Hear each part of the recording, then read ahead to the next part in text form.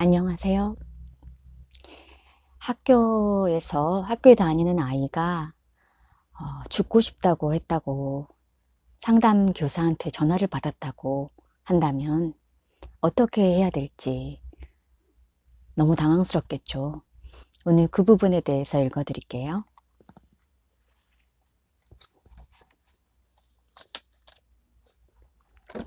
직장 생활이든 감옥 생활이든 부자든 빈자든 모든 사람은 관계 속에서 살아간다.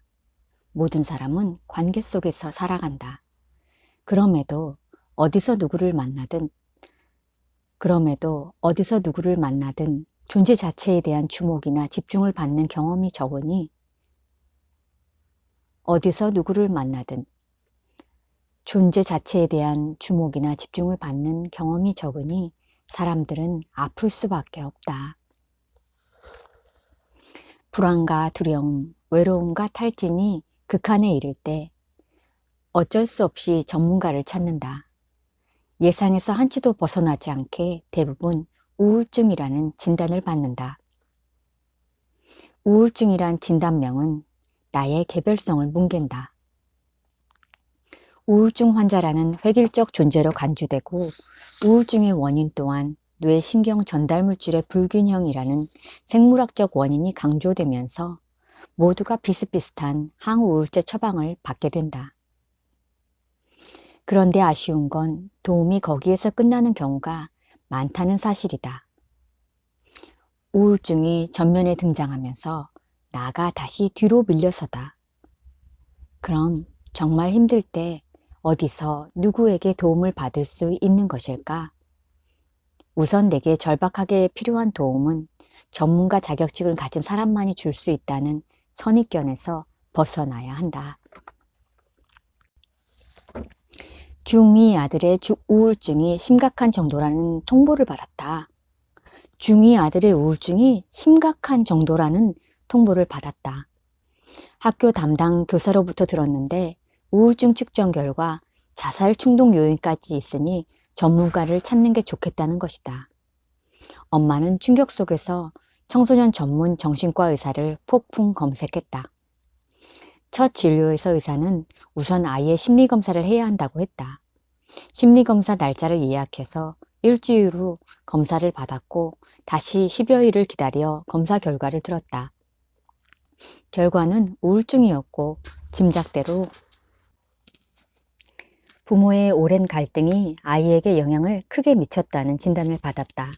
약물 치료도 필요하다고 해서 약을 처방받고 다음 상담 날짜를 예약하고 집에 돌아오는데 아이가 더 이상 병원에 가지 않겠다고 선언하듯 말했다.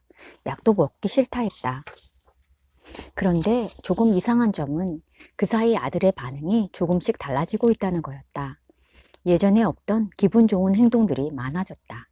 엄마 옆에 바짝 붙어 앉기도 하고 밥을 차려주면 군소리 없이 먹었다. 표정도 부드러워졌다. 치료를 거부해서 걱정했는데 오히려 아이가 이전과 눈에 띄게 달라진 것처럼 보였고 엄마도 부모로서 할 도리, 병원도 데려가고 심리검사도 받게 하는 등을 다 했다는 생각에 죄책감도 줄었다. 차일피일하다 병원 치료는 아예 접었다. 시간이 조금 지난 후 엄마로부터 그때 아이의 느낌을 들었다. 아이가 이렇게 말했다고 한다. 엄마와 손을 잡고 병원을 오고 간 그 시간이 좋았다고. 병원 근처에서 엄마와 함께 먹었던 돈가스가 너무 맛있었다고. 병원 진료실에 함께 있을 때의 느낌을 아이가 엄마에게 전할 때 엄마의 마음에 그 말이 아기처럼 폭 안겼다. 의사의 얘기를 들으며 엄마의 눈에 눈물이 고이고 눈동자가 흔들리는 모습을 아이가 봤던 모양이다. 그걸 보고 아이는 아, 우리 엄마가 나 때문에 힘들어하는구나 라는 걸 느끼며 안심했다고 한다. 자기가 엄마에게 아무것도 아닌 존재가 아니었다는 확인이 뿌리 같은 안정감을 준 것이다.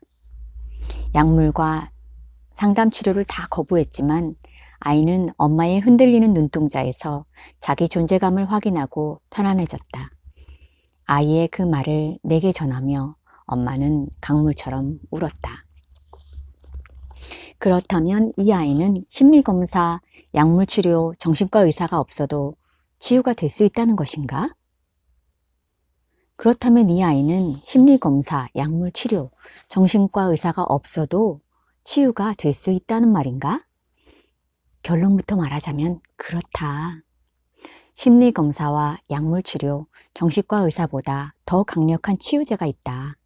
심리검사, 약물치료, 정신과 의사보다 더 강력한 치유제가 있다. 이 경우 엄마의 존재 자체가 바로 그렇다. 엄마의 존재 자체가 바로 그렇다. 부부간의 오랜 냉전 끝에 엄마는 거의 탈진 상태였다. 그때 아이가 심각한 우울증이라는 통보는 그녀를 아들의 존재 자체에 초집중하게 했다. 아마도 의사는 심리검사를 해야 한다, 우울증이다, 약을 먹어야 한다는 의학적 판단에 집중하느라 예전에 엄마가 그랬던 것처럼 아이의 존재 자체에 주목하는 일을 뒤로 미뤘을 가능성이 있다. 엄마도 전문가인 의사가 가리키는 손가락 끝에만 집중했다. 관행적이고 일방적인 진료 시스템 자체가 아이를 더 외롭게 했을 수 있다. 내 존재에 주목하지 않고 내 아픔에 마음을 포개지 않는 사람이 주려고 하는 도움에 아이가 끌리지 않는 것은 인간의 자연스러운 반응이다. 의사뿐 아니다. 상담교사는 자살충동이라는 지표에서 겁을 먹었고 엄마에게 배턴을 넘겼다. 엄마는 더 나은 전문가를 찾는 일에 열심히 매달렸고 의사에게 다시 배턴을 넘겼다. 그러는 동안 교사와 엄마의 시선에서 아이는 사라졌다. 이런 상황에서 상담교사나 엄마는 더 나은 전문가를 찾기보다 우선 아이를 만나야 한다. 아이의 존재 자체에 자신의 눈을 맞춰야 한다. 아이가 죽고 싶은 마음이라고 했다. 아이의 비명을 들었는데 왜 그에 대해 아이에게 한 번도 직접 묻지 않는가? 아이의 비명을 생생하게 들었는데 왜 아이만 빼놓고 주변만 분주한가? 변죽만 울린다는 건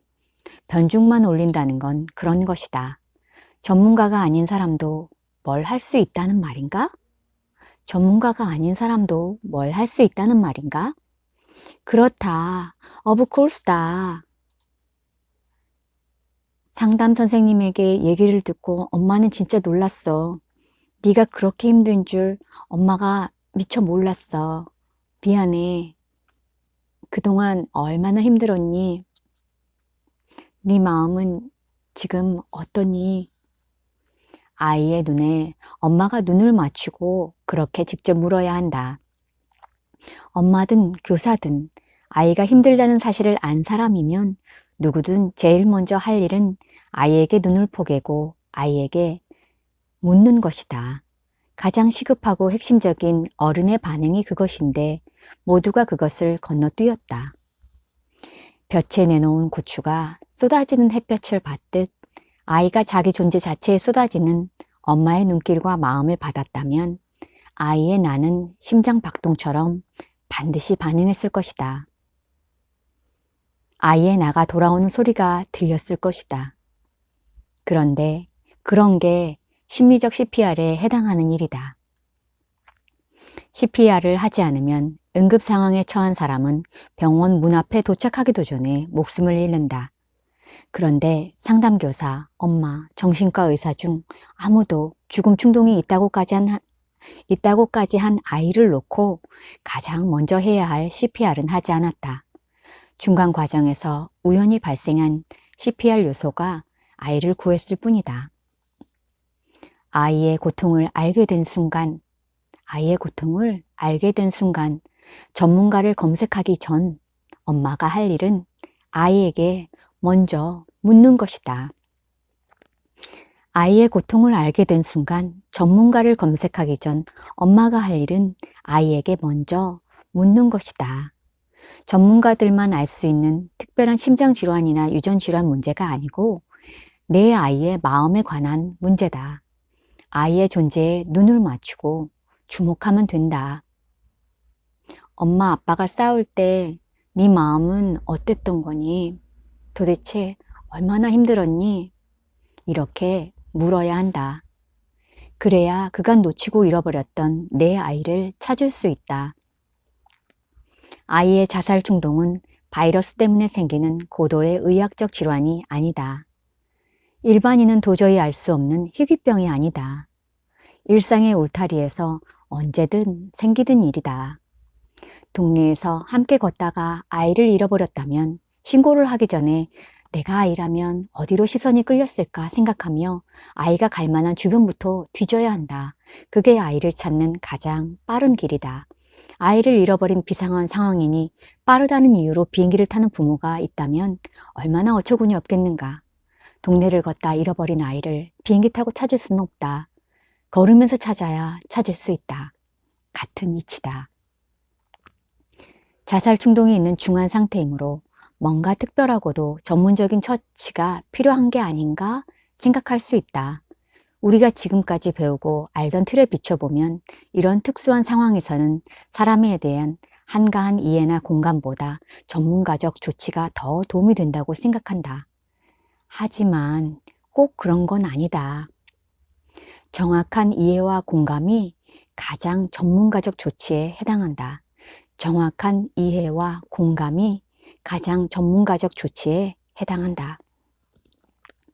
일반인은 도무지 이해할 수 없는 조현병 등 몇몇 정신질환을 가진 환자가 하는 이해할 수 없는 행동의 근원에 대해서는 의사의 전문적 판단이 필요하다. 그러나 아이가 가족이나 친구와의 관계에서 겪는 일상적 갈등이나 상처들은 특수한 의학적 질병에 걸리는 환자의 문제가 아니다. 내 아이가 나와 함께 살며 겪는 내 아이의 마음에 관한 문제다. 어떤 고통을 당한 사람에게라도 그 고통스러운 마음에 눈을 맞추고 그의 마음이 어떤지 피하지 않고 물어봐 줄 수 있고 그걸 들으면서 이해하고 이해되는 만큼만 공감해 줄 수 있다면 그것이 가장 도움이 되는 도움이다. 어떤 고통을 당한 사람에게라도 그 고통스러운 마음에 눈을 맞추고 그의 마음이 어떤지 피하지 않고 물어봐 줄 수 있고 그걸 들으면서 이해하고 이해되는 만큼만 공감해 줄 수 있다면 그것이 가장 도움이 되는 도움이다.